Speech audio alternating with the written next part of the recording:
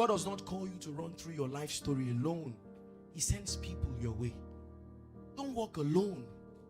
Don't walk alone. Don't plan to walk alone. God sends people your way. God sends people to assist you, to support you in that journey. I recall when I and my wife traveled for our traditional marriage. While coming back, we had a very ghastly motor accident. Very ghastly.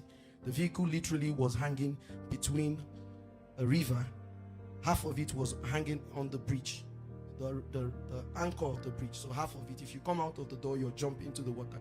You go by the left, there's a truck that's just there. And how he saved us, I didn't know. I said, then I know she's my wife.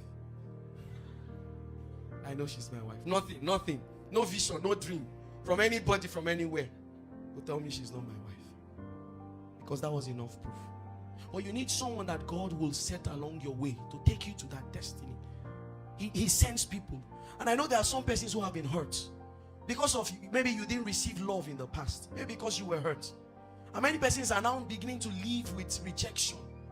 You know, there are people, they live normal, but in their heart is a hole. They are looking for love that they didn't find when they were growing. And sometimes it's even the fault of some parents. Some of our parents didn't help out. Some parents didn't want a child to come. So while the child was in the womb, they were angry with the child. And the spirit of that child picks it. And the child grows up and becomes someone that is just rejected. Grows up like someone who is looking for love. And you see, when you see people who are wounded, you see drug dealers, you see prostitutes, you are seeing people who are moving about with a broken heart, filled with rejection. And if you don't, people who are wounded wound other people. People who are hurt other people. And so you're saying, why are you behaving like that? This person was looking for love but couldn't find love anywhere. What do you do for those people? You pray for them, you support them. But we have many of them, and they come to church and they become some of the problems we have. Not because they want to be, but because they move with rejection. Because they move about with rejection. And if you keep moving about with rejection, you will not be able to get the best of God.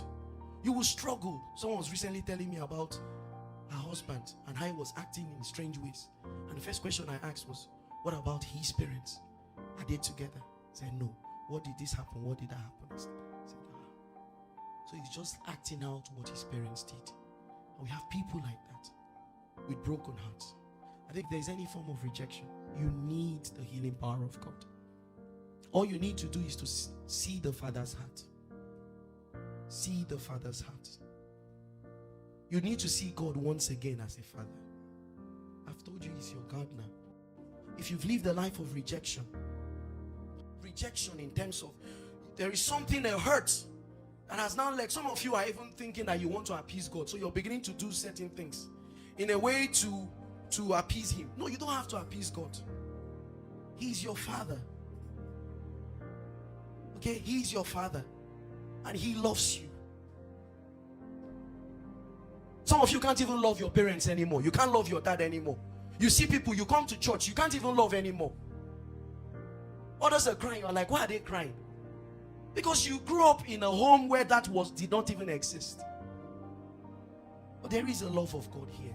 God is reminding every one of you that he loves you. And he is your Father. And he is your Father.